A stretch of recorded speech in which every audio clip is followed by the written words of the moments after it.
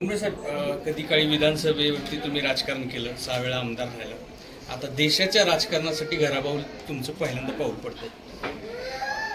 5-6 वेळेस माननीय बाळासाहेब ठाकरे साहेबाच्या आशीर्वादानं विधानसभेवर प्रतिनिधित्व करण्याचं मला संधी मिळाली आणि आज बाळासाहेब ठाकरे असतील, एकनाथजी शिंदेसाहेब असतील, आनंद दिघे असतील यांच्या आशीर्वादानं मला महायुतीची उमेदवारी मिळाली.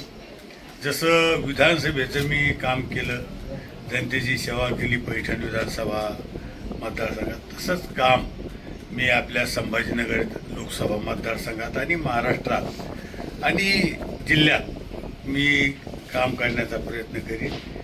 जनतेच्या खूप अपेक्षा आहे, त्या अपेक्षा पूर्ण कशा होतील ते काम करण्याचा प्रयत्न करीन. पण मी आपल्याला महत्त्वाचं एक काम सांगतो की या जिल्ह्यात सगळ्या या शहरात सगळ्यात महत्त्वाचा प्रश्न जर कोणता भेडसावतो तो ते पिण्याच्या पाण्याचा. आणि जे आपल्या अगोदर 20 वर्ष खासदार होते त्यांनी पिण्याच्या पाण्याचा प्रश्न सोडला नाही, रस्त्याचा प्रश्न सोडला नाही, कुठलाच प्रश्न त्यांनी सोडला नाही. मात्र मी महायुतीचा उमेदवार म्हणून बाळासाहेबांच्या आशीर्वादानं, एकनाथ शिंदे साहेबांच्या आशीर्वादानं, देवेंद्र फडणवीस असतील, नरेंद्र मोदी साहेब असतील, अजितदादा असतील, महायुतीच्या सर्व नेत्यांच्या आशीर्वादानं मी या जिल्ह्याला जितकं काही मला न्याय देता येईल तितका न्याय देण्याचा मी प्रयत्न करीन. एवढंच मला सांगायचं. आणि टिप्पणी अजून आपल्याला वेळ भरपूर आहे. 15 दिवस 17-18 दिवस आपल्याला वेळ आहे, त्याच्यात निश्चित आपण समाचार घेऊ. बाळासाहेब तुमच्या हृदयातच आहे.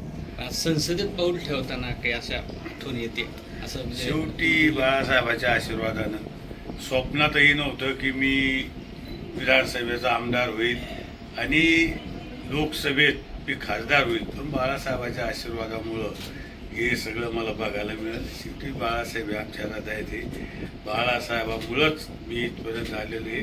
आणि बाळासाहेबाचा एक सच्चा शिवसैनिक म्हणून संदीपान भुमरे म्हणून मला ते ओळखीत होते, नावानं बोलत होते. आणि एक सच्चा शिवसैनिक म्हणून त्यांनी मला कुठलीही राजकीय पार्श्वभूमी नसताना त्यांनी मला या विधानसभेचं प्रतिनिधित्व करायची मला संधी दिली. साहेब, आता पुढं आता जसं म्हटलं तुम्ही 15 दिवस उरलेले, यामध्ये ओरिजिनल आम्ही, ओरिजिनल तुम्ही, कोण गद्दार, हे ते सगळं चलत राहणार. ह्याच्यासाठी काही तयारी आहे तुमची? गद्दार कोण आहे? गद्दार तर खरा खैरी पक्षात राहून त्यांना गद्दारी केलेली आहे. शिवसैनिकाला पाडायचा प्रयत्न ह्या खैरेनं केलेला आहे. शिवसेनेत फूट पाडायचा, गट तट निर्माण करण्याचं काम या खैरेनं केलेलं आहे. या खैरेनं आम्ही एकत्र शिवसेना असताना त्यावेळेस खैरेनं गद्दाऱ्या केलेल्या आहे. कोणाला पाडायचं, कोणाला आणायचं, हे काम त्यांना अगोदरच गद्दाऱ्या केलेल्या आहे. गद्दारी आम्ही नाही केली. गद्दारी मी कालच सांगितलं, गद्दारी आम्ही 2019ला लढलो कोणासंग? महायुतीसोबत. गद्दारी कोणी केली? आम्हाला कोणी सांगितलं? आणि गद्दार म्हणाला मला एक सांगायचं, 1-2 फुटल्यावर गद्दार होत असतो.